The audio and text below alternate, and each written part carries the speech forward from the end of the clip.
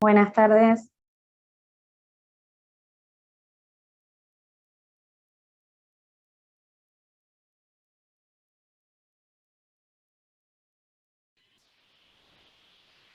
Hola, ¿qué tal? Buenas tardes. ¿Se escucha bien? Perfecto.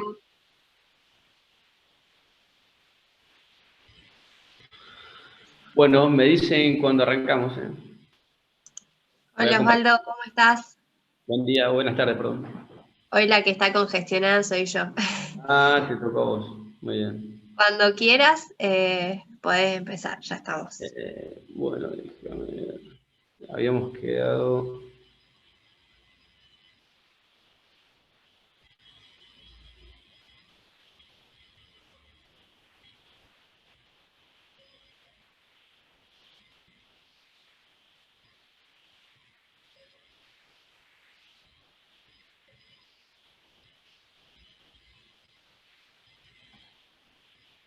Bueno, ¿estamos? Sí, cuando quieras. Bueno, la clase pasada habíamos quedado un poco a este nivel de la charla, la evaluación de la vena cava inferior. Recordemos que la evaluación de la vena cava inferior se hace de una ventana subcostal. Perdón, Bien. yo no estoy viendo la pantalla, Osvaldo, no sé si el resto la ve. Yo tampoco. A ver, pará, Ah, vamos. falta compartir. Para que la comparto.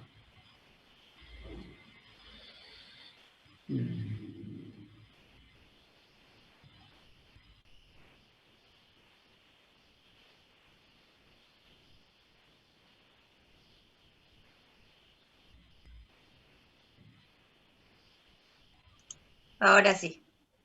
¿Ahora se ve? Sí, sí, ahora sí. Perfecto. Decíamos que la vena cava se evalúa desde una ventana subcostal. Eh, es importante siempre tener en cuenta el reparo anatómico. A veces podemos utilizar la aorta. La aorta descendente tiene una situación izquierda a la vena cava y por ahí nos puede ayudar a ubicarnos para poder detectarla en su eje largo, en su eje mayor, ¿sí? La imagen que vamos a obtener es esta. Acá en esta parte nosotros vemos acá la aurícula derecha, ahí la vena acaba ingresando en la aurícula derecha. Este es un receso embriológico que se llama la válvula de Eustaquio, que permite direccionar el flujo desde la vena cava inferior hacia el septum interauricular.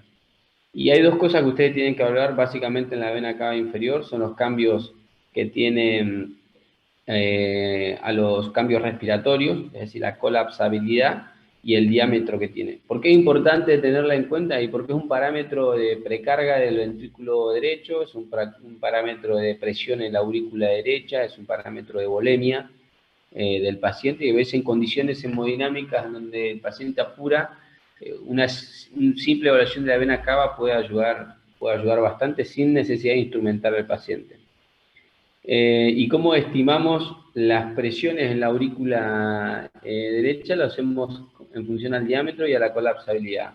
Entonces decimos que si la vena cava inferior medida en su diámetro transversal generalmente se mide a entre 2 y 3 centímetros de la unión con la aurícula izquierda, o sea, a este nivel. Si nosotros medimos un diámetro menor a 21 milímetros y la paciente, al inspirar la paciente, la vena se colapsa, como pasa en este caso, fíjense cómo la vena acá está desplegada y en este caso desaparece, porque se colapsa en su totalidad. Esto me está hablando de que las presiones en la aurícula derecha son bajas, ¿sí? Normalmente decimos que están entre 0 y 5 milímetros de mercurio, promedio, utilizamos 3 de promedio de presión auricular derecha. Después tenemos el otro extremo, decimos, si tenemos una vena cava que está dilatada, o sea, más de 21 milímetros, y no colapsa, o colapsa menos del 50%, decimos que las presiones en la aurícula derecha están elevadas, ¿sí? Que el paciente está con una precarga elevada, que el paciente tiene un estado hipervolémico y que por lo tanto las presiones están entre 10 y 20, promedio 15 milímetros de mercurio. Y en el medio tenemos los grises, cuando la presión es intermedia, decimos, bueno, no está dilatada. Mide menos de 21 milímetros, pero colapsa menos del 50%. Y bueno, y ahí está en el límite, entre 5 y 10, 8 milímetros de mercurio. O lo contrario, está dilatada, pero colapsa más del 50%. Esos pacientes tienen una presión promedio de 8 milímetros de mercurio. Parece ser que la colapsabilidad tendría un poquito más de fuerza en términos de determinar presiones que el diámetro de la aurícula derecha. Bueno, pero eso es una discusión que no hace al caso. Y acá tenemos una vista subcostal en un paciente normal.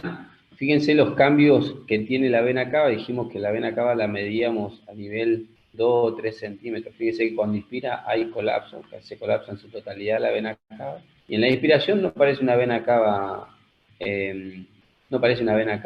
No está medida, pero en líneas generales es una vena cava normal, ¿sí? Esto que ven ahí es la válvula de Eustaquio. Esta que ven acá es la aurícula derecha, es la vena cava ingresando en la aurícula derecha. Y este es el otro paciente, este es el otro extremo, ¿no? Acá tenemos una vena cava, fíjense, cuando hablamos de la imagen de conejito de Playboy, acá están las venas hepáticas desembocando en la vena cava y la vena cava desembocando acá en la aurícula derecha, una vena cava dilatada, francamente dilatada y prácticamente sin colapso inspiratorio. Pero otras cosas que llama la atención es la dilatación de las venas hepáticas. Fíjense la congestión hepática que tiene. Este es un hígado congestivo, ¿no? Este paciente está en insuficiencia cardíaca derecha, francamente. Esta es una ventana subcostal en donde se puede apreciar varias cosas. Este es un eje que nosotros hacemos habitualmente en ecografía transesofágica, se llama eje de vista de bicava, porque no solamente van a ver la vena cava inferior, sino que también van a ver el ingreso de la vena cava superior, cómo ingresa a la aurícula derecha, ¿sí? Vamos a ver. Vena cava inferior, esa es la aurícula derecha, esa es la vena cava superior, esta es la aurícula izquierda, esto es lo que se llama el septum interauricular, ¿sí? Esta vista dedicada es muy importante para hacer evaluaciones del septum interauricular cuando sospechamos yunteos muy cercanos a la vena cava superior o muy cercanos a la vena cava inferior, ¿sí? Son a veces difíciles de detectar en un eje apical, en un subcostal convencional de 4 cámaras, entonces porque los defectos muchas veces son altos, o son muy altos, o son muy bajos. Una CIA de tipo que se llaman seno venoso, muchas veces están muy altas y pasan desapercibidas en una vista convencional. Esa que marco ahí es la válvula de Eustaquio, que ya se la nombré. Esta vista dedicada no es fácil hacerla desde el subcostal, es una vista de rutina en el traje esofágico. Un estudio mucho más específico, ¿no? para ver el septum interauricular. Y acá está el movimiento, ¿ve? Acá como una vena cava inferior que se colapsa totalmente en inspiración. Este paciente tiene presiones en la aurícula derecha normales. Y acá abajo ven cómo ingresa, ¿sí? esa formación ahí tubular en la vena cava superior que ingresa a la aurícula derecha. Este es el septum interauricular y acá no se alcanza a delimitar bien, pero esta sería la aurícula derecha, está muy lejos del traductor, por eso no se ve con claridad, se va perdiendo de definición. Y este es otro paciente con una vista de bicava, fíjense acá con flujo color, cómo ingresa un flujo a la aurícula derecha, este flujo se está alejando del traductor, por eso es azul, y acá hay un flujo rojo, quedó frisado, hay un flujo rojo que ingresa a la aurícula derecha, este es el flujo proveniente de la vena cava superior. Este paciente,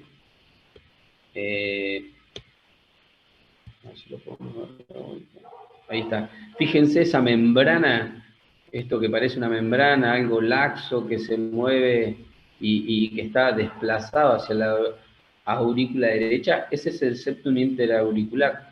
Es un paciente con un aneurisma del septum interauricular. Se puede ver bien clarito, un septum bien adelgazado y laxo. No yunteaba, la imagen se la hice para detectar si había algún tipo de yunteo, pero no yunteaba. Y una vez que vimos la vena cava inferior, también podemos ver la aorta abdominal, basculando en esa misma dirección, basculando el traductor ligeramente hacia la izquierda, vamos a poder ver esta vista. Y esta es la aorta abdominal, ¿no? Ese es el flujo, un flujo rojo que se acerca al traductor porque esto va hacia allá, ¿no? Y acá lo tenemos frisado. ¿Para qué sirve? Bueno, vamos a evaluar acá, en caso que el paciente tenga una disección, sospechemos que la disección se extienda hasta la aorta abdominal, podemos hacer una evaluación de la aorta abdominal, podemos hacer una evaluación de los pacientes que tienen aneurisma de la aorta abdominal. Muchas veces lo usamos para hacer una cuantificación de la insuficiencia aórtica, eso lo vamos a ver cuando vemos la clase de insuficiencia aórtica, cómo se cuantifica. E incluso otro tipo de patología, como es la patología aterosclerótica de la aorta abdominal, también lo podemos ver. Y después nos vamos a las ventanas supraesternales. Esta es la última ventana que nos queda. Vimos ya el paraesternal izquierdo, el apical, el subcostal, la ventana supraesternal, que es una ventana que hacemos de rutina. Yo la utilizo bastante. Tenemos que poner, la posición del paciente es la misma, tenemos que poner el traductor en el hueco supraesternal, con la muesca inicialmente orientada hacia el hombro izquierdo del paciente para ver la primera imagen. Acá vamos a cortar la aorta, la vamos a cortar en dos ejes, en un eje longitudinal o eje largo de la aorta y en un eje corto, ¿sí? Esta es la primera vista, apuntando siempre al hombro izquierdo. Vamos a ver la aorta, parte de la aorta ascendente, la porción distal de la aorta ascendente, el callado aórtico, se ve muy claro la emergencia de los grandes vasos, los vasos supraórticos, y por debajo de la subclavia izquierda, la aorta torácica descendente. Por debajo de ello, vamos a ver un eje corto de la rama derecha de la arteria pulmonar. Bueno, la técnica más o menos se la expliqué y las estructuras que vamos a ver también. Bueno, y esta es la imagen que obtenemos, ¿no? Es una muy buena vista para ver callado. Cuando nosotros, creo que un par de seminarios hubo un paciente con una disección y a veces en el ecocardiograma transesofágico, una zona ciega del ecocardiograma transesofágico es el callado, que es una muy buena,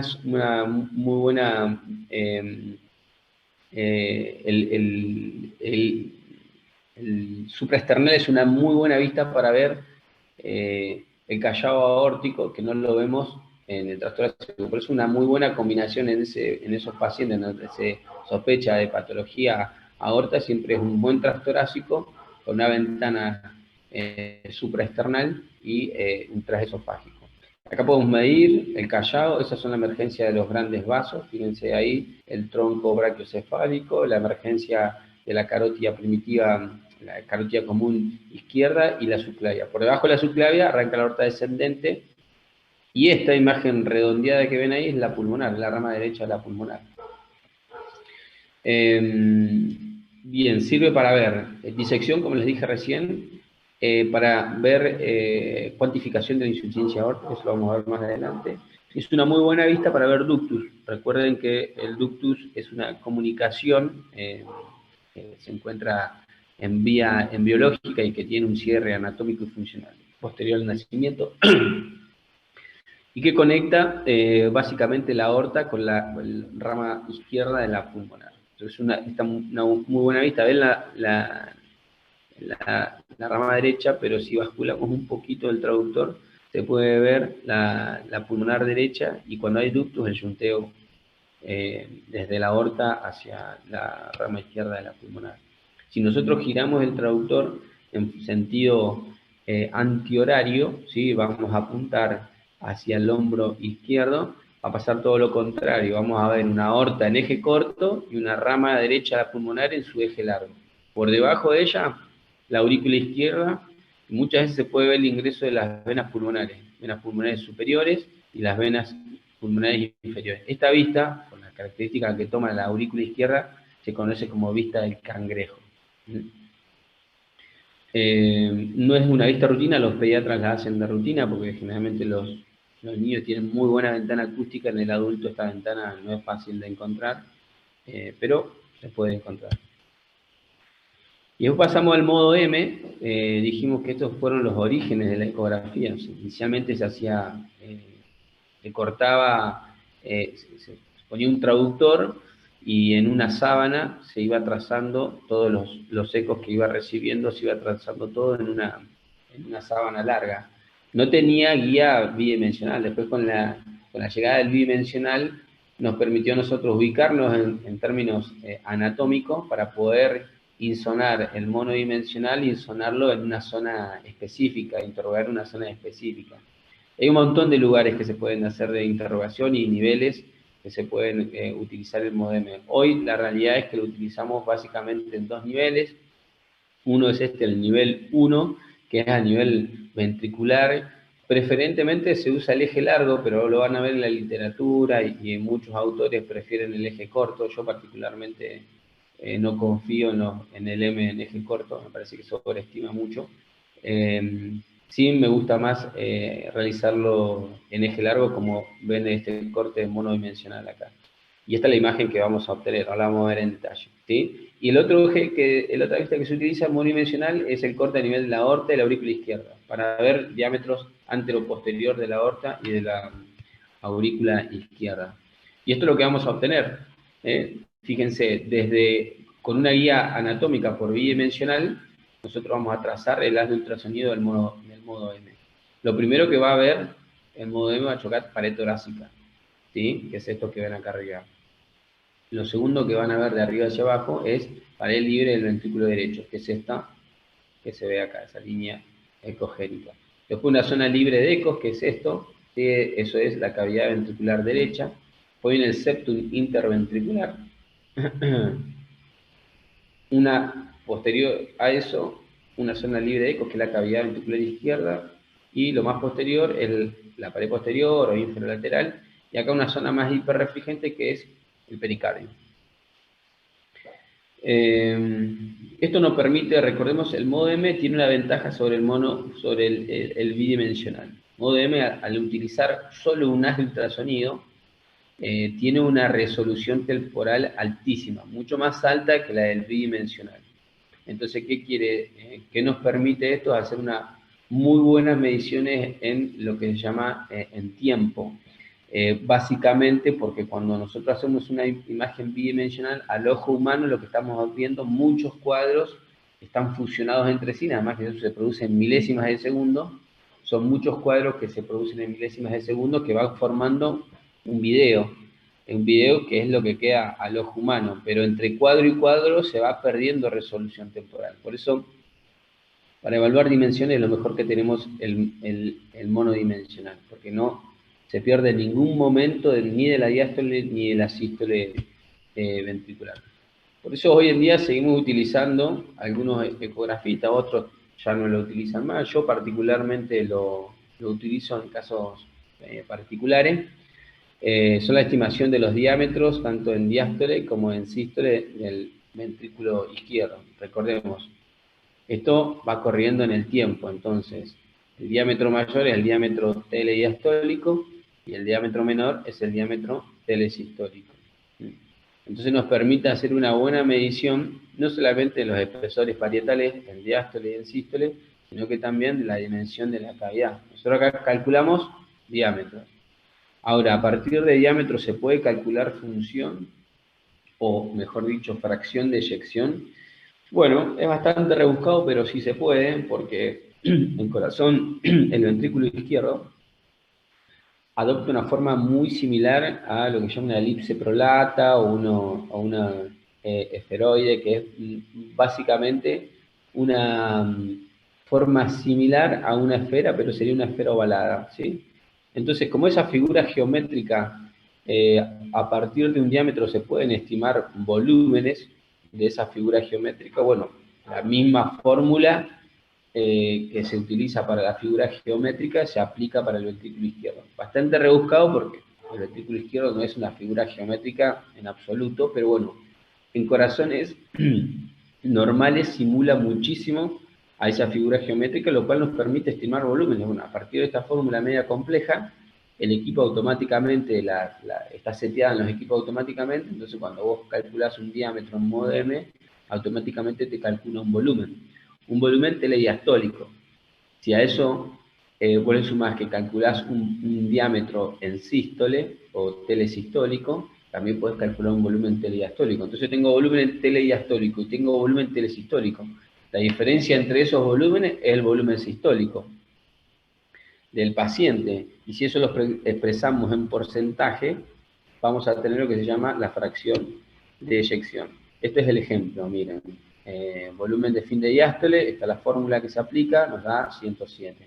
Volumen de fin de sístole, suponiendo que el paciente tiene 3 centímetros, 30 milímetros de fin de sístole y 48 en telediástole, 48 milímetros, nosotros le restamos el volumen diastólico, el sistólico, y eso lo dividimos por el volumen telesistólico, nos va a dar un número que expresado en 100 es el porcentaje. Esto es fracción de sección derivada de Taylor. ¿Es el único método? No. Hay un montón de métodos para estimar fracción de eyección. Este es uno de los métodos, pero tiene muchas limitantes. Fundamentalmente, cuando se pierde la geometría del ventrículo izquierdo, en ventrículos esféricos, en ventrículos con alteraciones regionales del segmentarismo, en ventrículos que tienen asincronías septales, ya no se puede utilizar ese método, en absoluto no se puede utilizar en ese grupo de pacientes como para hacer una estimación fidedigna de lo que es la fracción de eyección, que por ahí es el número en ecografía que ustedes, con el que más relacionados están. Y después dijimos que el nivel 4 también se seguía utilizando. Lo que van a ver en el nivel 4, lo primero que insona los primeros ecos son los la pared libre del ventrículo derecho, que esto que ven acá. Por debajo, la raíz aórtica, que es esta línea de ecos que ven acá, y esta línea, o sea, la pared anterior y la pared posterior a la aorta. Y en el medio, la válvula. Fíjense que se forma con una especie de cajón, eso se llama cajón aórtico. En su momento se utilizaba para hacer una valoración de la función sistólica, hoy prácticamente no se utiliza. Y por debajo de eso, el diámetro anteroposterior de la aurícula izquierda, que durante muchos años se utilizó para hacer estimación del grado de dilatación de la aurícula izquierda, hoy prácticamente no lo utilizamos. Y les traje 2 ejemplos del MODEM. Esto hay muchísimo para hablar, pero no los quiero aburrir. Este es un paciente, fíjense, el cajón aórtico queda medio deformado, como que hay una muesquita ahí en mesosístole. La válvula está abierta acá, así que esto es sístole. Cuando la válvula se cierra, queda esta línea de ecos, que eso es la diástole, ¿no? Entonces acá hay como una muesquita en mesosístole, eso es muy propio de la obstrucción, una obstrucción en el tracto de salida del ventrículo derecho. Este paciente tiene una miocardiopatía hipertrófica con obstrucción dinámica a nivel del tracto de salida del ventrículo izquierdo, y daba esta imagen muy típica de los pacientes que tienen obstrucción dinámica sobre el tracto de salida. Y este es otro paciente. Acá el cajón igual perdió la forma de cajón y agarró como una forma de bala. No sé si lo pueden ver ahí como si fuera una bala. Esto es muy típico de la disfunción significativa del ventrículo izquierdo. Cuando el paciente tiene un deterioro severo de la función sistólica, aparece este eco muy característico. Esto antes se utilizaba muchísimo para determinar función sistólica. Hoy lo vemos, pero no lo utilizamos. Bueno, muy bien, fui medio rápido, así pasamos a la otra clase. ¿Preguntas, dudas?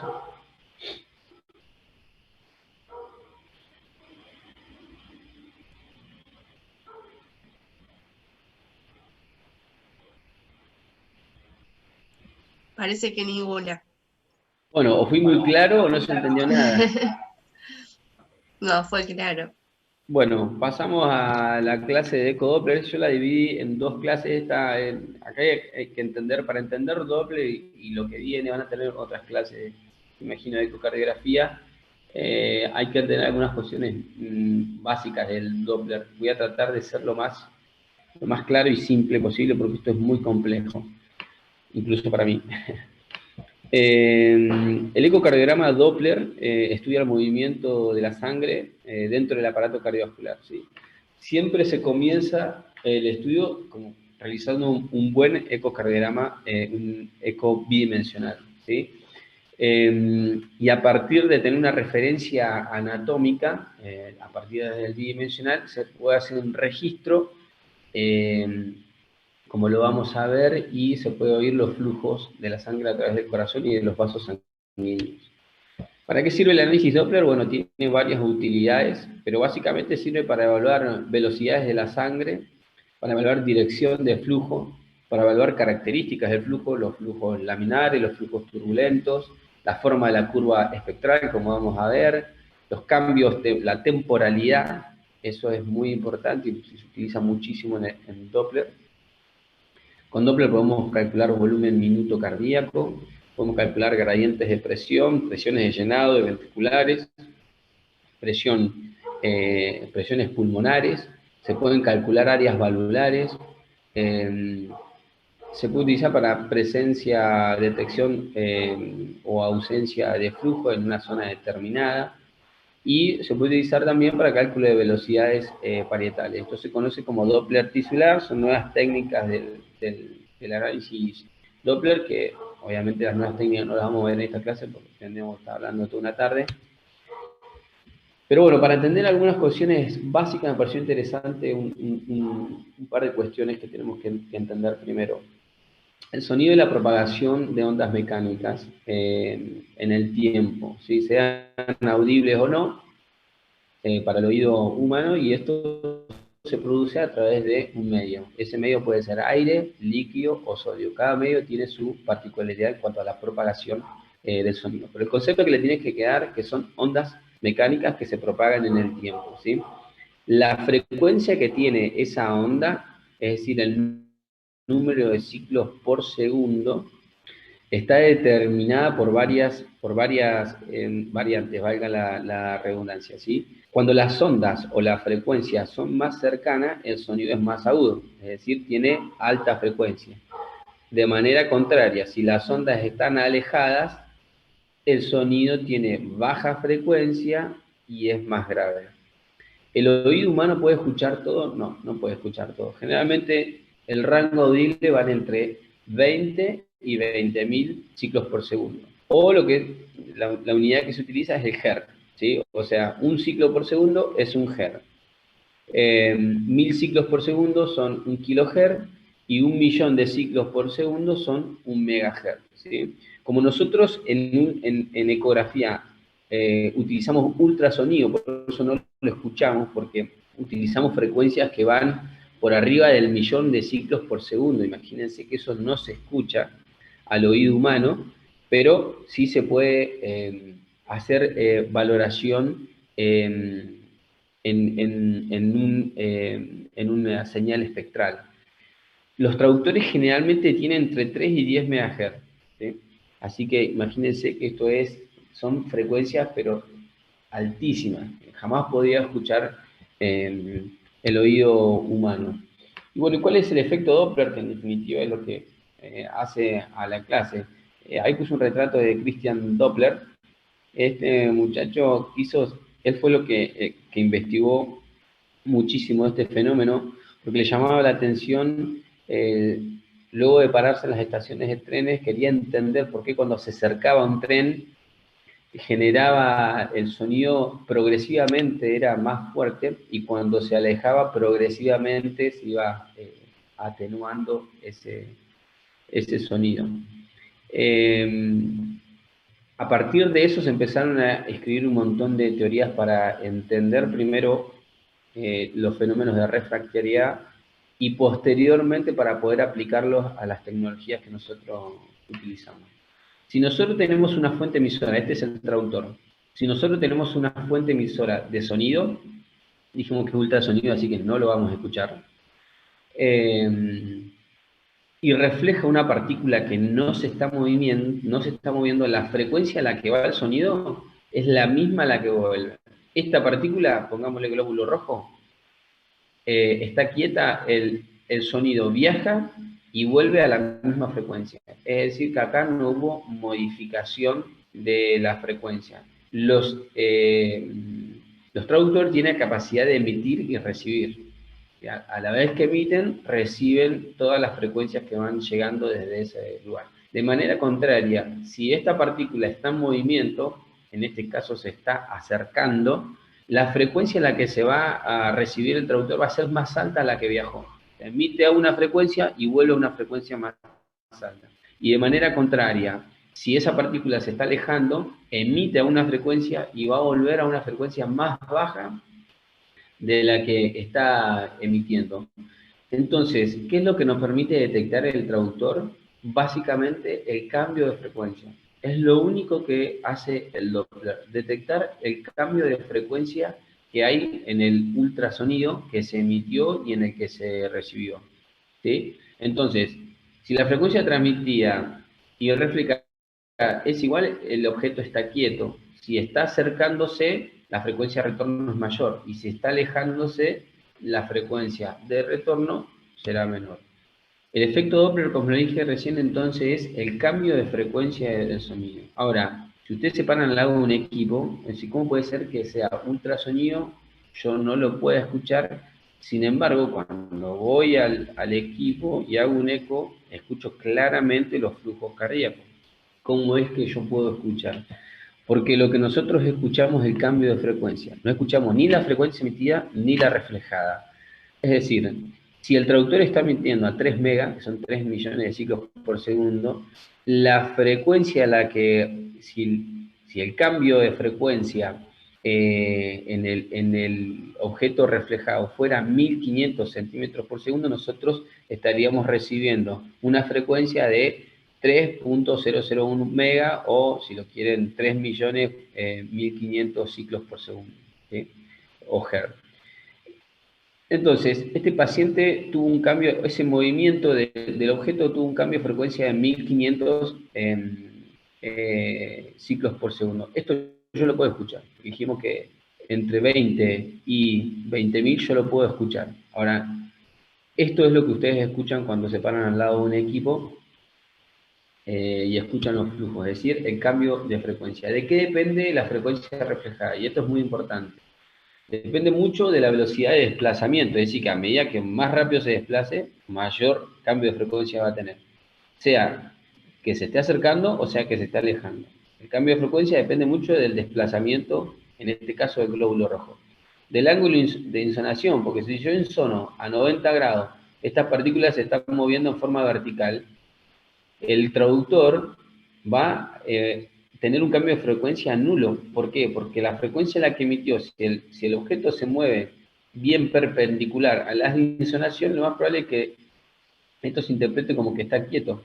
Para que interprete movimiento debe desplazarse sí o sí en el mismo eje del traductor, o sea, bien paralelo. Es decir que lo mejor que podemos hacer nosotros es angularlos bien siempre a el desplazamiento de las partículas, en este caso de los glóbulos rojos. Y la velocidad de propagación del medio, en nuestro caso, es una constante, porque nosotros utilizamos los medios corporales, entonces el medio corporal tiene una velocidad de propagación, el sonido a través del cuerpo, que es una constante. Entonces, ¿qué dijo Doppler? Bueno, que el cambio de frecuencia es igual a 2 por la velocidad, por la frecuencia emitida, por el coseno del ángulo, y todo eso dividido a la velocidad de propagación. Una fórmula bastante rebuscada. Sin embargo, a mí no me interesa el cambio de frecuencia, porque yo cuando hago eco Doppler, yo no estoy informando y cambió frecuencia 1500 ciclos por segundo. A mí me interesa saber a qué velocidad se está moviendo el glóbulo rojo, ¿sí? Si yo sé que el cambio de frecuencia es igual a esta fórmula, y bueno, yo tendría que despejar velocidad para saber a qué velocidad se está moviendo el glóbulo rojo, que en definitiva es lo que a mí me sirve, porque yo cuando voy a evaluar Doppler, evalúo velocidades, y para yo conocer velocidades necesita el equipo aplicar toda esta fórmula bastante compleja. Vamos a un ejemplo. Si nosotros sabemos que la velocidad de los flujos, del sonido en los flujos corporales es 1540, esto es una constante, ¿sí? Esto lo multiplicamos por, esto despejando velocidad, ¿no? Lo multiplicamos por el cambio de frecuencia, supongamos que fue 4.5 kHz, y eso lo multiplicamos por la frecuencia emitida, 2000 kHz, lo que es lo mismo 2 megas. Aplicando esta fórmula, nosotros obtendríamos un número. Si el cambio de frecuencia en un flujo hubiera sido de 4.6 kHz, la velocidad que estaba moviéndose esa partícula, el glóbulo rojo, sería 1.77 metros por segundo. Y por ahí son números a los que uno está mucho más relacionado. Esto se lo expliqué para que sepan lo complejo que es el Doppler y de dónde viene. Son todas cuestiones físicas. Y la otra cosa que se lo expliqué es porque para que sepan que la angulación en la evaluación de un flujo es clave. Si nosotros tenemos mala angulación, infraestimamos cualquier tipo de flujo. Y tenemos dos tipos de flujos, como decíamos, los flujos laminares y los flujos turbulentos. ¿Cuáles son los flujos laminares? Los flujos laminares generalmente es los flujos de los vasos, en los vasos arteriales, es el ejemplo, digamos, más claro. Los glóbulos rojos se mueven casi todos a una misma velocidad. Digo casi todos porque los de la periferia, al tener fricción con las paredes arteriales, tienen una velocidad un poco más reducida. Sin embargo, las zonas del medio tienen una velocidad ligeramente superior. Sin embargo, están todos dirigiéndose hacia en la misma dirección y velocidades muy similares. A diferencia de los flujos turbulentos o no laminares, que son flujos en donde generalmente hay un aumento de la velocidad, hay direcciones opuestas de velocidad, el flujo es mucho más caótico, y son flujos muy típicos en las estenosis, en las regurgitaciones, en los yunteos. Los glóbulos rojos se mueven en direcciones divergentes, velocidades distintas, y con una columna central de flujo de alta velocidad. Los modos Doppler existen varios. Modos Doppler tenemos modo continuo, modo pulsado, modo color.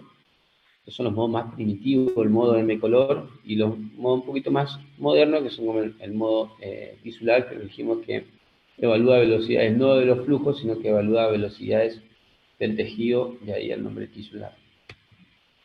Vamos por parte. El modo continuo. El equipo tiene dos cristales.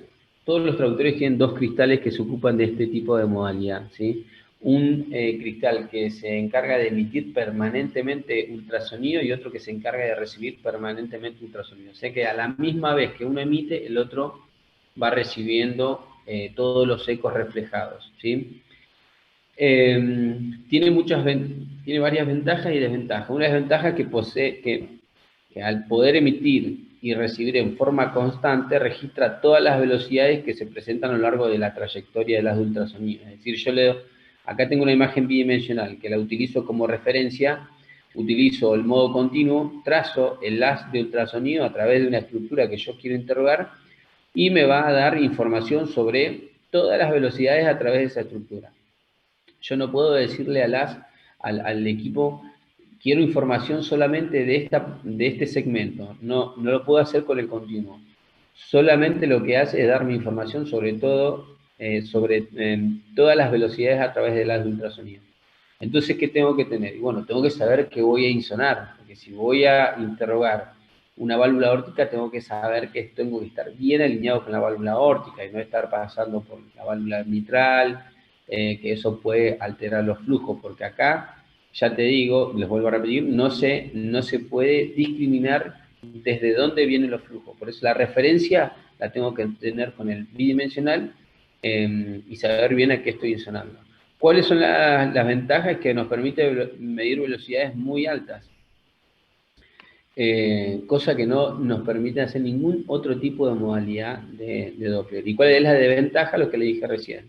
No puedo determinar una zona de interrogatorio, o sea, se interroga todo a través de las velocidades, a través de las ultrasonidos. No puedo decirle, yo quiero interrogar esta parte específica del ventrículo izquierdo o este flujo. No lo puedo hacer. Este es un flujo aórtico, fíjense, este es abajo la imagen bidimensional que tiene el box color prendido. Es una imagen de 5 cámaras, acá está atravesando el ultrasonido, es una válvula que está calcificada, y fíjense las velocidades superan los 4 metros. O sea, son velocidades muy altas. La única forma de interrogar esto es con Doppler continuo, no existe otra modalidad. Dijimos que tenemos modo pulsado igual. ¿Para qué nos sirve? Bueno, el modo pulsado tiene un solo cristal que se encarga de emitir y de recibir. Ya lo tenemos dos cristales. Acá tengo uno solo. Emite ráfagas de ultrasonido y espera hasta que vuelvan. Eso se produce en milésimas de segundo, pero tiene que esperar. No puede emitir permanentemente como el modo continuo. Esto tiene sus pros y sus contras. ¿Cuál es uno de los pros que tiene? Que nos permite determinar una zona de interrogación. Esto que se conoce como volumen de muestreo. Es decir, yo le digo, bueno, mira, a través de todo este gas de ultrasonido, yo solamente quiero ver las velocidades que tengo a este nivel. Pero quiero que me filtres todas las velocidades anteriores y posteriores a esa zona de interrogación o volumen de muestreo. Entonces el equipo lo que hace es, dice, bueno, te traigo información de velocidades de esa zona. El resto no te voy a dar nada de información. ¿Cuál es la principal limitante que tiene esto? Que no puede medir altas velocidades. Siempre deben ser bajas velocidades, a diferencia del modo continuo que permite medir altas velocidades. Generalmente son velocidades entre 1.5 o 2 metros por segundo y se utiliza generalmente para estudiar flujos normales, porque los flujos estenóticos o regurgitantes son flujos de alta velocidad. Por ejemplo, la estenosis aórtica que vimos recién tenía más de 4 metros. Imagínense, 4 metros para el pobre Doppler pulsado, lo satura y no lo puede medir. ¿Por qué no lo puede medir? Porque por lo que dije recién, que se produce lo que se llama un fenómeno de aliasing o de saturación. Y son velocidades tan altas que dice, mira, yo esto no te lo puedo medir porque acá el cambio de frecuencia es muy alto y no te lo puedo determinar. Entonces, automáticamente tenés que hacer interrogatorios con modo de tipo continuo. Nosotros podemos estimar la velocidad máxima que se denomina el límite de Nyquist, que lo vamos a ver más adelante. Y esto es lo que hacemos, esta es una ventana apical de 4 cámaras. Fíjense que está el ventrículo izquierdo, el ventrículo derecho, ambas aurículas, septum interventricular, septum interauricular. Y acá estamos con un modo pulsado, y fíjense, el volumen de muestreo se encuentra ahí, sobre unos milímetros por encima de la válvula mitral. ¿Qué estoy haciendo? Y bueno, estoy interrogando el inflow mitral, o sea, el flujo de entrada del ventrículo izquierdo. El equipo tiene un procesador de toda esa información y nos va a dejar ver esta información en un espectro de velocidades, que es esto que ven ustedes acá abajo, ¿sí? Eso tiene varios elementos. Primero hay un cursor, que es este el que se ve acá, ¿sí? Que determina, digamos, a dónde vamos a interrogar, la zona de interrogación. Hay un volumen de muestreo que nos dice, bueno, mira, acá ese volumen nosotros lo podemos poner en el recorrido todo el cursor en cualquier lugar. Si yo lo pongo acá arriba me da información del apex, si yo lo pongo acá me da información sobre el inflow mitral, si yo lo pongo acá abajo me da información sobre los flujos auriculares. En este caso lo estamos poniendo a nivel de la válvula mitral, que es lo que más frecuente hacemos, ¿sí? Entonces nos va a permitir hacer una evaluación. En el espectro, ¿qué vamos a tener? Una línea de base. Recordemos que dijimos que una de las cosas que nos permite hacer el Doppler es saber determinar qué flujo se acerca y qué flujo se aleja. Recuerden que si el flujo se acerca, el cambio de frecuencia es mayor. Entonces el equipo setea eso, dice, mira, acá la frecuencia es mayor a la que emití, por lo tanto este flujo se está acercando. Entonces va por arriba de la línea de base. Y de manera contraria, el flujo que se aleja, el equipo dice, mira, acá el cambio de frecuencia fue menor, entonces son velocidades, son flujos que se están alejando. Entonces lo ponemos por debajo de la línea de base. Acá tenemos una columna de velocidades para que nosotros tengamos idea a qué velocidades están yendo estos glóbulos rojos. Y esto es el tiempo, ¿no? Esto va corriendo en el tiempo. Acá está una imagen frisada, pero esto va corriendo en el tiempo. Y acá abajo el electrocardiograma.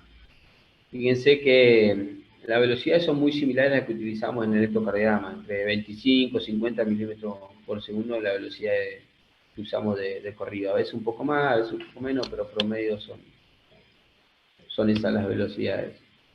Dijimos que vamos a tener una señal espectral, y la señal espectral varía dependiendo de los flujos. Habíamos dicho que los flujos laminares son flujos normales, y los flujos no laminares o turbulentos son flujos que se generan generalmente en estenosis, en regurgitaciones o en susteo, y son flujos de alta velocidad. Acá la onda espectral, ¿qué nos va a decir? Bueno, esto va corriendo en el tiempo, ¿no? Entonces nos va a ir marcando qué velocidades tiene cada uno, la masa de glóbulos rojos, qué velocidades tiene en el tiempo. Pero nos da otra información. Si lo pueden detectar, fíjense que esta señal espectral tiene una zona más blanca. Bueno, acá está un poco colorada la imagen, tiene color la imagen, pero fíjense que esta es una zona mucho más cargada, o sea, como que tenemos más señal espectral, y una zona más central, una zona más oscura. Y esto es muy típico de los flujos laminares, porque quiere decir que la masa de glóbulos rojos, el promedio de glóbulos rojos, se están moviendo la mayoría casi a las mismas velocidades en el tiempo. Se forma esto que se llama banda espectral, una zona más oscura del espectro y una zona más ancha, más cargada, más blanquecina, que eso nos quiere decir que la mayoría de los glóbulos rojos están moviendo a la misma velocidad, que es lo que pasa en los flujos laminares. A diferencia de los flujos turbulentos, acá tenemos flujo velocidades altas, tenemos direcciones opuestas de los glóbulos rojos, acá es un flujo mucho más caótico, entonces acá, primero que tenemos velocidades mucho más altas que en los flujos laminares, y segundo que fíjense, la señal espectral está cargada, no tenemos esa zona oscura central, sino que hay en diferentes momentos del ciclo o del tiempo hay muchísimo glóbulo rojo cargando esta señal espectral. Y esto es muy típico de los flujos turbulentos. Nosotros habitualmente iniciamos el interrogatorio con Doppler pulsado y habitualmente interrogamos 3 sitios: el inframitral, el flujo de venas pulmonares y el flujo en el tracto de salida del ventrículo izquierdo. ¿Por qué interrogamos esta zona? Pues son flujos realmente de baja velocidad que a través del pulsado lo podemos ver en el espectro sin problema, sin aliasing, ¿sí? Vamos a empezar por el flujo mitral. Esto hay algunos que pueden estar más o menos relacionados con el flujo mitral, pero lo leen todos los, imagino, en cada informe ecográfico lo leen. Y es el flujo de llenado mitral. Se utiliza desde la ventana apical. Recordemos que para tener una buena señal debemos estar bien alineados paralelamente al flujo. O sea, esta aurícula izquierda, el flujo va de aurícula a ventrículo. Entonces, este flujo está corriendo bien paralelo a la insonación que lo tengo acá arriba. O sea, acá yo estoy insonando y está el flujo bien paralelo. Si estuviera agarrándolo tangencialmente, probablemente estos valores estén infraestimados. Pero acá esta es una buena ventana para posicionarlo bien paralelo al flujo. El llenado ventricular es una fase del ciclo cardíaco. Está compuesto básicamente por una fase de llenado rápido. Eso se representa en el espectro por una onda que se llama onda E. Y se produce básicamente por el efecto de succión que tiene el ventrículo izquierdo. En condiciones normales, posterior a la sístole, el ventrículo tiene un retroceso elástico fisiológico y eso genera un efecto de succión sobre la aurícula izquierda y genera un llenado que corresponde generalmente al 70% del volumen telediastólico. O sea que la mayor parte del volumen telediastólico del llenado ventricular corresponde por este efecto, por el efecto suctivo que tiene el ventrículo izquierdo sobre la aurícula izquierda. Después viene de eso una fase de cierta,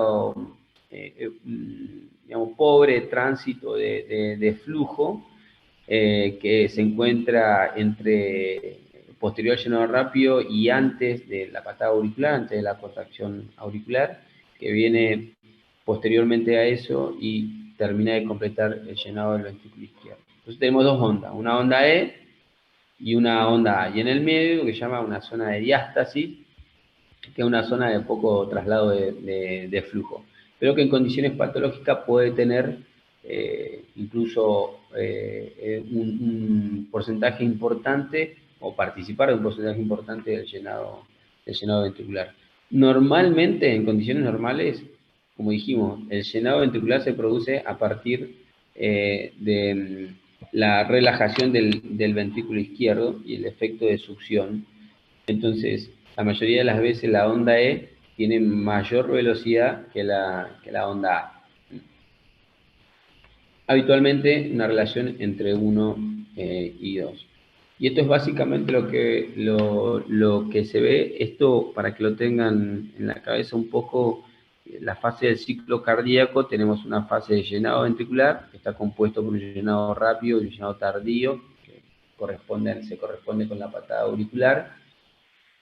Posteriormente a eso sigue una zona en donde no hay tránsito de flujo, una zona de contracción isovolúmica. Acá no hay cambios de volúmenes entre las cavidades, pero sí hay un aumento de presión significativo.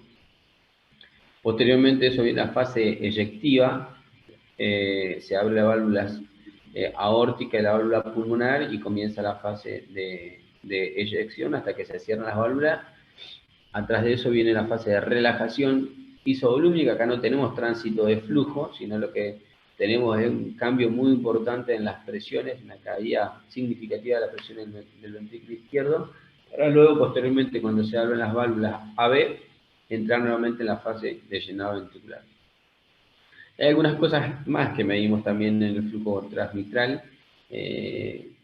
A veces el tiempo de desaceleración de la onda E también lo podemos medir. Este es un parámetro de relajación del ventrículo izquierdo o de disfunción diastólica. Que, bueno, necesitaríamos una clase más de disfunción diastólica para poder comprenderlo mejor. Y más o menos acá le traté de dibujar cada una de las fases del ciclo cardíaco y su representación en el ecocardiograma, en los flujos de llenado ventricular con su onda E, su onda A. Dijimos una zona en el medio, una diástasis en donde prácticamente no hay movimiento de flujo. Una fase eyectiva, ¿sí? Este pulsado está hecho, acá estoy pulsando en el medio, es un poquito cerca del tracto de salida del ventrículo izquierdo y cerca de la válvula mitral. Entonces me permite ver flujos del ingreso, del llenado ventricular, y cuando estos flujos terminan, la fase eyectiva me permite ver los flujos que se alejan del ventrículo izquierdo, que son los flujos que se dirigen hacia el tracto de salida. Y en el medio, estos tiempos en donde no hay movimiento de flujo, incluso se pueden medir. Hay un índice muy conocido que se llama índice de Tate, que es un índice de función sístole-diastólica, que se utilizó durante muchísimo tiempo, hoy prácticamente no lo utilizamos, pero es un parámetro de función sístole-diastólica. Acá tenemos fase de llenado, fase de contracción isovolúmica, luego eso, fase eyectiva, luego eso, fase de relajación isovolúmica, y arrancamos de vuelta. Y estos son dos pacientes que les puse de ejemplo. Este es un chico joven que hice el año pasado, juega un deportista profesional de fútbol. Habíamos dicho que los pacientes tienen una relación normal entre 1 y 2, la relación EA, o sea que la onda, una onda E no supera 2 veces la onda A. En este caso tenemos una onda E de 2.3, o sea que supera los parámetros que nosotros tenemos como normales. Y esto se produce en los corazones de deportistas que entrenan 2 veces por día, mañana y tarde. Tienen posterior a la sístole, tiene una capacidad de succión mucho mayor que cualquier otro corazón. Entonces esto es muy típico encontrar relaciones por arriba de 2 en los pacientes jóvenes, incluso en niños también se ve, pero en pacientes y en organismos muy entrenados se puede ver. Este paciente tenía un corazón de atleta. Aparte de estos cambios, tenía algunos otros cambios que son adaptativos fisiológicos al entrenamiento físico intenso.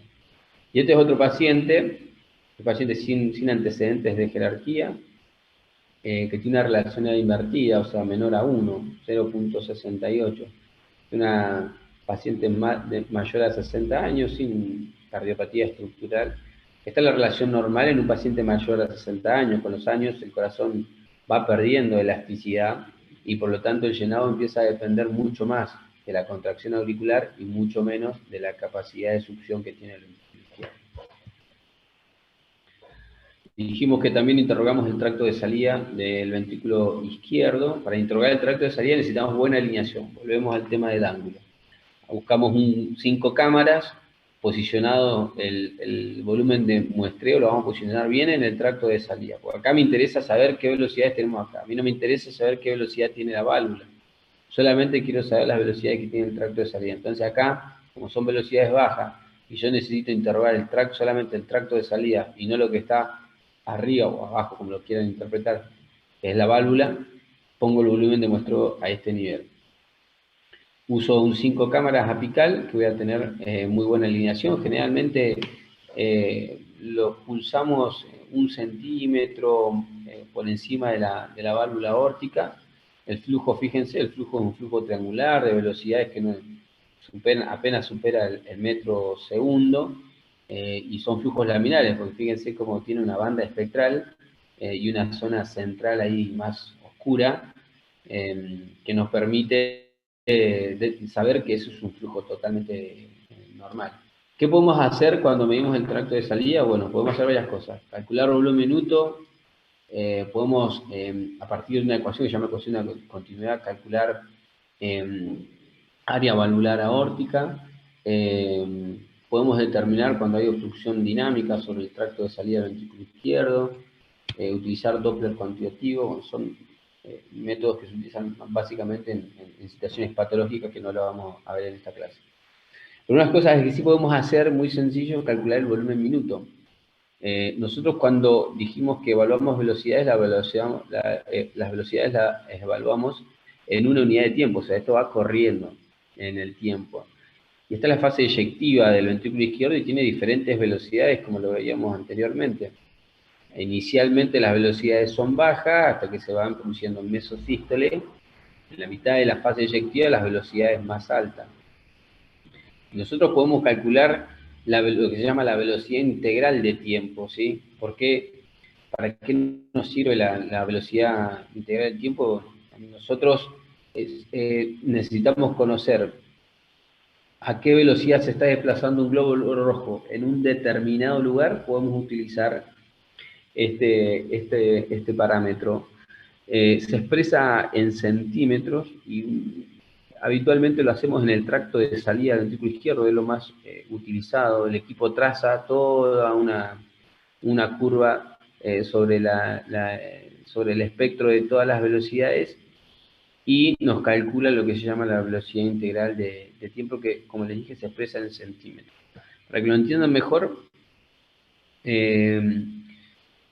si yo tengo un BTI de 20 centímetros, quiere decir que los glóbulos rojos en ese nivel donde yo estoy interrogando se están desplazando 20 centímetros en cada latido. Recuerden que esto nosotros estamos midiendo en un solo latido, que es fase eyectiva.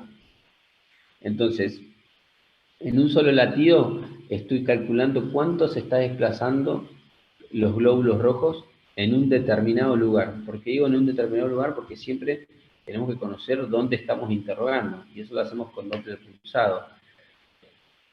Nosotros podemos determinar el área del tracto de salida y junto con el Doppler pulsado determinar cuál es el volumen sistólico. ¿Y cómo hace esto? Es bastante rebuscado. Primero lo que tenemos que calcular es qué velocidad tienen la masa de glóbulos rojos, la velocidad integral que tienen en toda su fase eyectiva. Y esto lo hacemos, como dije recién, lo hacemos calculando la BTI. Y después tenemos que calcular el área. Como estamos trabajando sobre un área relativamente circular, como es el área del tracto de salida del ventrículo izquierdo, bueno, los círculos tienen un cálculo geométrico y nosotros podemos calcular el área del tracto de salida por su similitud con la figura geométrica, ¿no? Pi por radio al cuadrado es el área que tiene un círculo. Si yo asumo que el tracto de salida es circular y tiene un diámetro de 2 centímetros, yo podría decir el radio de 2 centímetros es 1 y pi es 3.14. Podría decir que 3.14 centímetros cuadrados es el área que tiene el tracto de salida. Si eso yo lo multiplico por la BTI o las velocidades integrales que tiene durante la fase eyectiva, voy a obtener un volumen. ¿Por qué tenemos volumen? Porque centímetro al cuadrado se multiplica por centímetro. Y eso queda centímetro cúbico, que es lo mismo que mililitro, es una unidad de volumen. Si nosotros calculamos el volumen sistólico, recordemos, para pasar en limpio necesitamos dos cosas. Primero, calcular la BTI del tracto de salida del ventrículo izquierdo, que esto lo hago con Doppler pulsador, y después calcular el área del tracto de salida del ventrículo izquierdo, y esto lo hago por bidimensional. Lo puedo hacer en el eje largo, generalmente utilizamos el eje largo para external, para estimar el diámetro que hay en el tracto de salida. A partir de ese diámetro voy a calcular el área, y si lo multiplico por la BTI voy a tener el volumen. El volumen sistólico normal oscila entre 70 más o menos 10 mililitros. Si yo esto lo multiplico por la frecuencia cardíaca, esos gastos cardíacos. Volumen sistólico por frecuencia cardíaca, tengo el gasto cardíaco. Y si eso lo indexo a la superficie corporal del paciente, tengo el índice cardíaco. Entonces, sin colocar un SWAN, yo podría tener un montón de parámetros hemodinámicos que a mí me sirven en el momento de evaluar un paciente, por ejemplo, con un shock cardiogénico. Y estas son dos imágenes que le puse, el interrogatorio del tracto de salida, pero no están hechas con Doppler pulsado. ¿Por qué? Porque fíjense las velocidades que tiene. Más de 4 metros acá, casi 4 metros en esta otra, son velocidades que las hice con Doppler continuo, porque son velocidades altas. Pero lo interesante de esto es la forma del espectro de la señal. Fíjense la forma que tiene esta curva.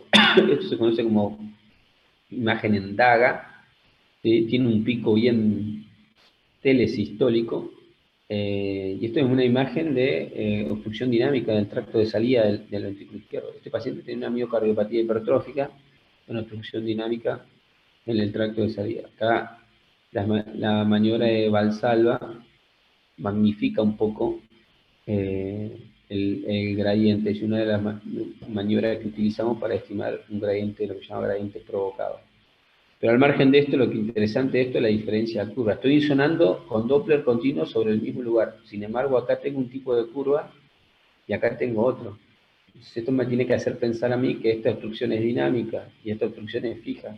Porque las obstrucciones dinámicas, ¿cuándo son más graves? Y a la medida que se empieza a achicar la cavidad, se empieza a hacer cada vez más grave. Entonces, en telesístole, cuando la cavidad ventricular está en su zona más pequeña, es donde más gradiente tiene el paciente. A diferencia de las obstrucciones fijas, que generalmente tienen pico meso o proto sistólico, y que no dan esta imagen típica de daga. Se llama imagen en daga, es muy típica de la miocardiopatía hipertrófica. Y esta, y bueno, y acá hay una cosa mixta. Esto es una paciente que tenía un poquito de cada cosa, ¿no? Fíjense que tiene un flujo con pico protosistólico. Esto es un interrogatorio continuo. Acá ven que cuando yo interrogo continuo tengo que saber bien qué estoy insonando, porque la realidad es que acá se me están mezclando dos flujos, uno del tracto de salida y otro del flujo valvular aórtico. Uno con pico proto, que interpreto que es la obstrucción fija, esta es la estenosis aórtica, que no es significativa, tiene apenas más de 2 metros, y el otro un pico tardío, que este flujo es proveniente del tracto de salida. ¿Sí? Esas son las limitantes del Doppler continuo. No insona, pero te trae muestreo de toda la zona a través del haz de ultrasonido. No puedo determinar una zona específica. Pero bueno, hay algunas cositas que nosotros podemos saber para determinar desde dónde viene ese flujo. Interrogatorio Doppler normal de la válvula aórtica, Bueno, como venimos viendo ya en imágenes anteriores, la mejor alineación con la válvula aórtica la vamos a tener desde la apical 5 cámaras. ¿Sí? Nos vamos a alinear bien paralelos al flujo de salida del ventrículo izquierdo y bien paralelo, por lo tanto, a la válvula aórtica. Siempre tenemos que tener una muy buena alineación, sin embargo, no siempre la tenemos. ¿Sí? De ahí a que muchas veces nosotros cuando estamos hablando de una estenosis aórtica y aclaramos el informe del paciente con mala alineación, al flujo Doppler, al flujo valvular aórtico o con mala ventana, hay que entender que estamos poniendo ese informe porque no nos pudimos alinear correctamente al flujo, porque a veces esto es la imagen ideal, pero a veces la aorta sale con una dirección diferente y es muy difícil de alinear. Entonces la guía bidimensional es clave. Si yo me alineo mal, infraestimo los valores. Entonces un paciente que tiene una estenosis aórtica severa Digo, ¿por qué a mí no me da severa? Los valores no me dan de severidad, sin embargo yo sé que el paciente tiene una estenosis aórtica severa. Y probablemente sea porque tenga mala angulación. Existen otras ventanas para hacerlo, fundamentalmente la paraesternal derecha. Es una ventana alternativa. Al igual que el subcostal, a veces podemos llegar a encontrar alineación, pero generalmente el subcostal es una infraestima siempre los valores del flujo valvular aórtico. Así que es una ventana alternativa cuando tenés buena alineación, pero si la alineación es mala, no sirve. Siempre, como son velocidades altas, se interroga por Doppler continuo, como lo venimos haciendo, ¿sí? Este es una Doppler a través de la válvula aórtica normal. Fíjese, un flujo triangular, un pico protosistólico. Recuerden cuando recién veíamos fase del ciclo, cada latido de esto es fase eyectiva. En el medio tenemos el llenado, pero no lo estamos viendo porque estoy interrogando solamente el flujo aórtico, entonces estamos viendo fase eyectiva. Normalmente oscila una velocidad máxima entre 1 y 1.7 metros segundo, y generalmente son flujos laminares. Este es un paciente que no tenía, es un flujo aórtico normal. Pero nosotros cuando evaluamos, recibimos informes con velocidad y gradiente. ¿De dónde sale el gradiente? Si yo lo único, hasta acá lo que entendimos es que nosotros con el Doppler podemos medir velocidades. En ningún momento dijimos que podíamos medir gradiente. Entonces, ¿se puede medir gradiente? Y bastante rebuscado, pero también sí se puede medir gradiente. Como esta es la ecuación de Bernoulli, que estableció que en un sistema cerrado la energía no se pierde, sino que se va modificando, ¿sí? Fíjense, este sistema cerrado, esto apliquémoslo al sistema cardiovascular, que es un sistema cerrado. La energía se va modificando o se va transformando, pero no se pierde. Es decir, los glóbulos rojos acá vienen con una velocidad determinada y una presión determinada, que es lo que caracteriza a un sistema cerrado. Hay presión y hay velocidades de flujo. Acá dijimos que tenemos una velocidad determinada y una presión determinada. Si pasamos por una zona mucho más estrecha, hay una aceleración de las partículas, en este caso glóbulos rojos, hay una aceleración de los glóbulos rojos, pero una caída significativa de la presión, que es proporcional a la ganancia de energía cinética. Energía cinética igual velocidad. Energía hidrostática es presión. Entonces, acá se gana en presión, en energía cinética. El glóbulo rojo, al pasar por una zona mucho más estrecha, gana velocidad. Sin embargo, las presiones caen significativamente y en forma proporcional. ¿Qué pasa cuando pasa la zona de estrechez? Bueno, fenómeno de recuperación de presiones y pasa todo lo inverso. Entonces, una fórmula bastante compleja, Bernoulli dijo, bueno, yo puedo obtener un gradiente. ¿Qué es un gradiente? Una diferencia de presión. Si yo sé que el sistema este es un sistema cerrado y que la presión y que la energía que mantiene el sistema siempre es la misma, nada más que se va transformando, si yo midiera la velocidad acá, podría poder determinar cuál es el gradiente de presión, es decir, la diferencia de presión que hay a un lado y al otro lado de la zona en donde yo estoy interrogando, ¿sí? De esa manera, la diferencia de velocidad V2 menos V1 al cuadrado multiplicado por 4 me daría el gradiente de presión. Sin embargo, la mayoría de las veces la velocidad 1 es una velocidad despreciable. La mayoría de las veces está cercana a 1. Entonces, digo despreciable porque si vos le tenés que restar a un número 1 o menos de 1, prácticamente eso no cambiaría mucho la fórmula. Por eso se diseñó una forma más simplificada. Se simplificó esto, 4 por velocidad al cuadrado es el gradiente que tiene. Entonces, cuando ustedes miden con el flujo Doppler, van a tener una velocidad, pero también van a tener un gradiente. Un gradiente que me está diciendo, me está marcando que hay una diferencia de presión a los lados de la zona de interrogación. Este es el Doppler continuo a través de la válvula aórtica. Esto es una estenosis aórtica severa, fíjense, un pico mesosistólico, en un flujo que no es laminar, y el flujo que se acerca hacia el traductor, este flujo es de la insuficiencia aórtica. La insuficiencia aórtica que no parece despreciable, no la tenemos bien cuantificada, pero tiene una señal espectral bastante densa, y eso hace pensar que hay muchos glóbulos rojos que están regurgitando en este momento para el ventrículo. Recuerden que nosotros hacemos interrogatorio desde el ápex. Este es un 5 cámaras. Todo lo que se aleja es flujo que va del ventrículo a la aorta, y todo lo que se acerca es flujo que va desde la aorta al ventrículo. Por tanto, esto es regurgitación y esto es estenosis. Dijimos que podemos evaluar un gradiente. Vamos a poner un ejemplo. Si nosotros tenemos un gradiente de presión, cuando medimos un flujo aórtico, este paciente con una estenosis aórtica severa, tenemos un gradiente de presión de 77 milímetros de mercurio. ¿Qué quiere decir esto? Que hay entre el ventrículo izquierdo y la aorta hay una diferencia de 77 milímetros de mercurio en la fase eyectiva o pico, en la fase en mesosístole. Es decir, que en condiciones normales un paciente tiene 120 milímetros de mercurio. Es decir, si la diferencia de presión, esto es presión sistólica sistémica, ¿estamos de acuerdo? Es decir, que si hay 77 milímetros de mercurio de diferencia de presión, quiere decir que el ventrículo izquierdo en ese momento está levantando casi 200 milímetros de mercurio para poder abrir la válvula aórtica y pasar hacia la aorta.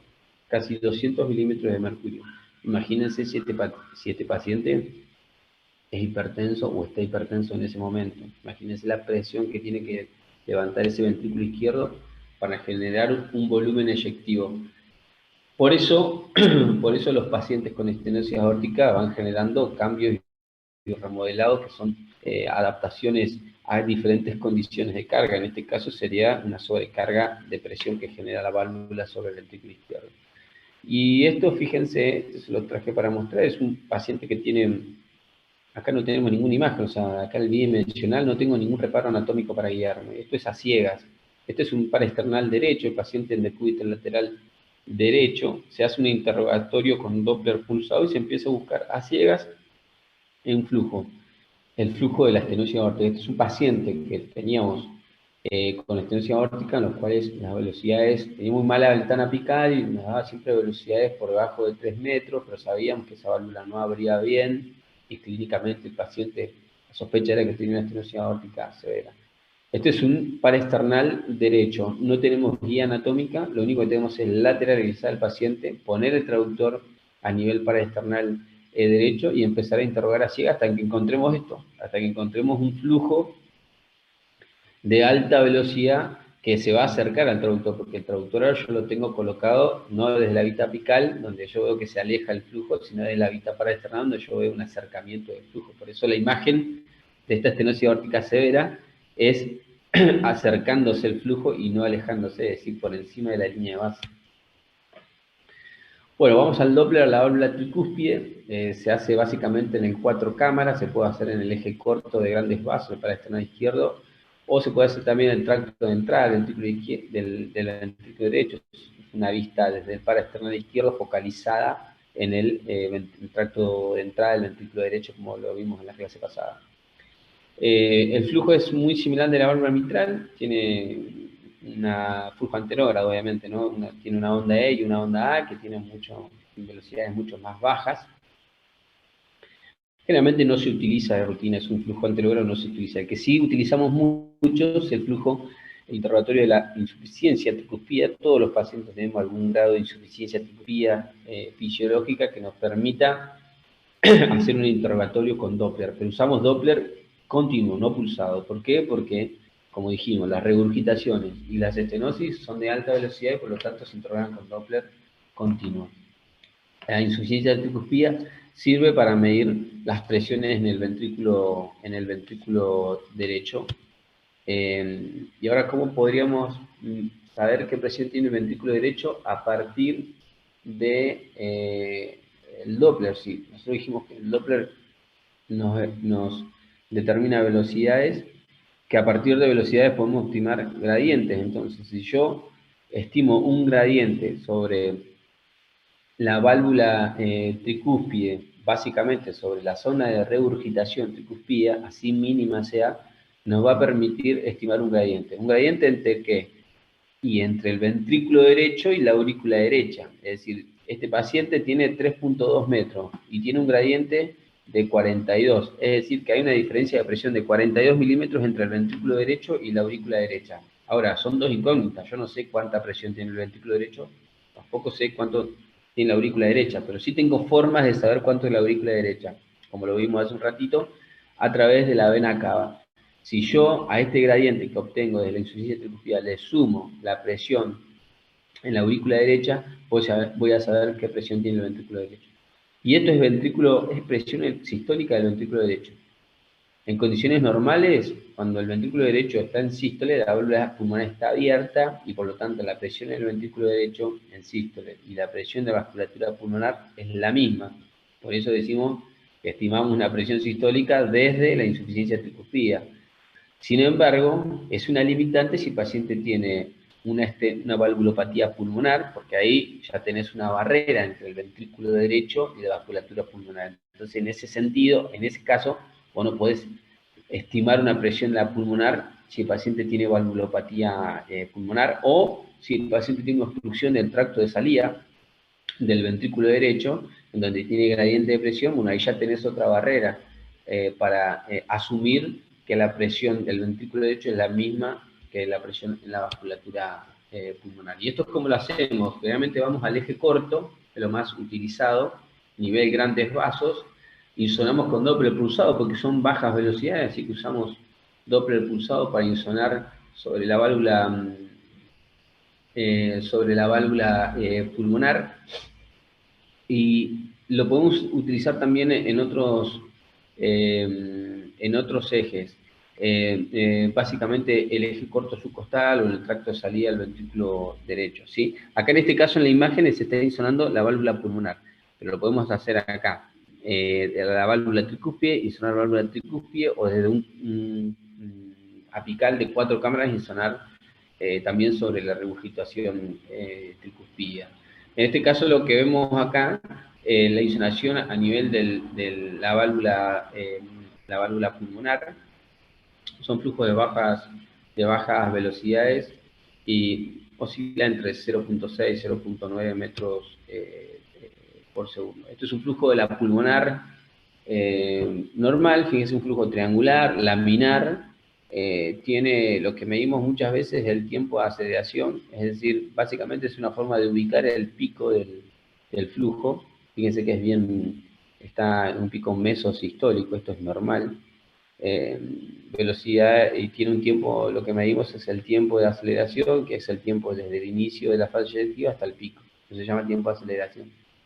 Más de 100 milisegundos es normal, 90, 100, depende de donde lo busquen. Este tiene 121, es un paciente normal. A diferencia de esta es una paciente, le dicen en la institución, en unidad coronaria, hace, no sé si unas semanas atrás, 3 semanas atrás, una guardia de paciente derivada de otra institución, de afuera, por sospecha de un tromboembolismo pulmonar. Evidentemente el tromboembolismo pulmonar lo tenía, porque cuando llegué ya estaba la tomografía, y el flujo pulmonar tenía un tiempo muy acortado, fíjense, bien acortado, con un pico protosistólico, 72 milisegundos. Esto es un marcador de que hay un aumento significativo de las resistencias vasculares. Pero a su vez tenía también lo que se llama un notch sistólico, que es como esa muesquita que se le forma ahí al flujo, que es muy típico de aumento significativo de las resistencias pulmonares. Bueno, voy a ir acelerando, así no se dilata mucho, porque nos queda Doppler color, y ya vamos terminando. El Doppler color, básicamente, es un Doppler pulsado, codificado básicamente a colores. ¿Cómo hacemos? Y bueno, le indicamos al equipo que en un cuadrado que se llama Box Color, nos interrogue sobre esa zona todos los flujos compulsados, o sea, serían como muchos pulsados que están interrogando ese box color, y que lo pinte en función de si el flujo se acerca o se aleja al traductor. Todos los flujos que se acerquen al traductor van a tener un color rojo, y todos los flujos que se alejen del traductor van a tener un color azul. Pero como todo, como dijimos anteriormente, el Doppler pulsado no puede medir velocidades altas. Entonces, El Doppler color no es una excepción, porque son muchos Doppler pulsados en una cajita de color determinando en la dirección del flujo. Entonces, cuando hay flujos muy acelerados, flujos muy altos, se produce la saturación o aliasing, y que genera un cambio de color hacia el amarillo, hacia el turquesa. Cuando las velocidades son muy altas, se arma una especie de mosaico de colores, como lo vamos a ver. ¿Cuáles son las ventajas? Que nos permite localizar exactamente un flujo, nos da información de la dirección de un flujo, detecta flujos anormales rápidamente, y es una guía también para el Doppler pulsado y para el Doppler continuo, que usamos para saber dónde posicionar el pulsado o el continuo. Y la limitante, que hacen aliasing y no pueden medir altas velocidades. Esta escala, cuando ustedes prenden el color, les va a aparecer esta escala en la pantalla. Y fíjense, la escala te pone, bueno, 61 centímetros por segundo para arriba de la línea base y para abajo de la línea de base. Todo lo que se acerque a 61 o más de 61 centímetros por segundo, y se va a pintar turquesa si se aleja, o amarillo si se acerca. Y todo lo que tenga velocidades menores van a tener flujos rojos y van a tener flujos azulados. Esta es una imagen de fíjense, el inflow mitral, cómo ingresa flujo, hay un flujo rojo que entra en el ventrículo izquierdo, ¿sí? Eso se produce en la diástole, y es el flujo de llenado ventricular. Fíjense que también se ve un flujito rojo que como que se quiere alejar, pero eso se produce en la sístole, y ese es el flujo que se dirige hacia el tracto de salida. Es una vista apical, 4 cámaras, y prendido el box color para ver el flujo de entrada. De manera contraria, acá hacemos un 5 cámaras y vemos un flujo azul. ¿Por qué? Porque se está alejando, es el flujo del tracto de salida del ventrículo izquierdo. Pero fíjense que por momentos se pone amarillo igual. Cuando va a pasar la válvula, se ve que hay zonas donde se acelera más y ahí se pone más amarillo, como lo vemos acá en esta imagen. Primero se pone turquesa y después se pone un color amarillento. Esto quiere decir que acá hay turbulencia. Acá hay velocidades más altas de las que puede setear. Esto se llama aliasing, o saturación del Doppler. Lo importante, quería mostrarles cómo el flujo azul va mostrando que hay un flujo que se aleja, que se va hacia el tracto de salida. Y acá vemos los dos. El flujo de ingreso, el llenado ventricular en rojo, acercándose, entrando al ventrículo izquierdo, y un flujo azul que se aleja del ventrículo izquierdo hacia el tracto de salida. Esta es una vista apical, un eje largo apical. Esta es la aurícula izquierda, este es el ventrículo izquierdo, es el tracto de salida del ventrículo izquierdo, acá está la aorta. Entonces se aleja en sístole, se acerca en diástole, pues es el llenado ventricular, ¿no? Y esta imagen es buenísima, porque acá se puede ver el flujo, fíjense que desde los dos lados se puede ver el flujo de las venas pulmonares, cómo ingresan a la aurícula izquierda. Ese flujito rojo que se ve de acá, y otro flujo que se ve acá, como dos llamitas, están ingresando. ¿Por qué sé que están ingresando? Porque se están acercando hacia el traductor, no se está alejando. Se está acercando al traductor y están ingresando desde las venas pulmonares que están acá, que se pueden ver también. Es una vista apical de 4 cámaras, y el box color localizado sobre el flujo de ingreso de venas pulmonares. Este es un eje corto para esternal izquierdo, nivel grandes vasos, en el medio la aorta, tracto de entrada del ventrículo derecho, tracto de salida, válvula pulmonar, y acá un flujo azul que se aleja del traductor, ¿sí? Y acá se bifurca, acá abajo se bifurca. Hay que utilizar la imagen, pero un flujo azul, y acá abajo se bifurca en la rama derecha de la pulmonar y en la rama izquierda. Esta es la pulmonar y el flujo de la pulmonar. Otra cosa que tenía es un flujito rojo acercándose hacia el traductor. Ese flujo rojo es... Bueno, era un ductus chiquitito, pero se alcanza a ver. Eso fue un hallazgo, un paciente que lo hicimos de control. Y esta es una imagen frisada de una insuficiencia mitral. ¿Cómo sé yo que es insuficiencia mitral? Bueno, porque hay un flujo que se está alejando del traductor.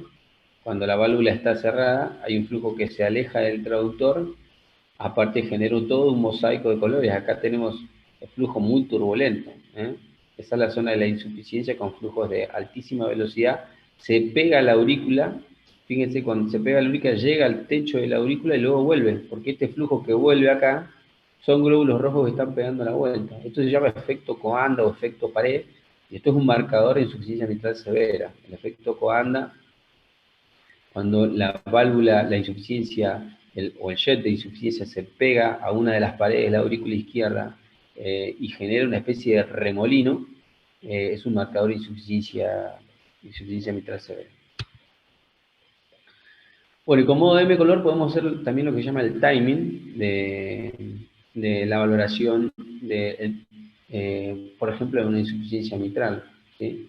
El timing es el tiempo que tiene la regurgitación. Este es un flujo M color. Acá tenemos varias cosas. Primero tenemos una imagen bidimensional de 4 cámaras. Segundo, tenemos colocado el color. Y tercero, estamos haciendo un interrogatorio en modo M. Por eso se llama M color, porque acá estamos interrogando a través de un 4 cámaras en modo M. Y tiene muy buena resolución temporal, como dijimos en el modo M, por eso acá lo que hacemos es buscar el tiempo del flujo. Flujo rojo, dos flujos rojos, uno de llenado rápido, otro de llenado por la patada auricular, ¿sí? Estos se acercan, van hacia el traductor, entonces esto es el llenado. Y después un flujo azul, ese flujo que se aleja, ese flujo que se va hacia el tracto de salida, ¿sí? Este es un flujo que se aleja y se va al tracto de salida. Entonces esto es llenado y esto es sístole. Ahora la válvula se abre en diástole, se cierra en sístole. Sin embargo, cuando se cierra, por debajo de la válvula, el plano de la válvula, tenemos un pequeño flujito que se está alejando. ¿Esto qué es? Insuficiencia mitral. ¿Es severa? No. Es protosistólica, fíjense. Todo el resto de la sístole no pierde nada. Pierde solamente en sístole. Pierde solamente en la protosístole. Entonces, esto es una insuficiencia de grado leve. Sirve para ubicarlas, básicamente, el momento de la regurgitación. Fíjense, este es un paciente de 4 cámaras, estamos haciendo un M color. Fíjense la diferencia entre este. Acá la válvula está cerrada y hay una regurgitación, un flujo flujo turbulento de altas velocidades que regurgita durante toda la sístole. Esto es una insuficiencia mitral holosistólica, al menos moderada. Habrá que ver los otros parámetros, pero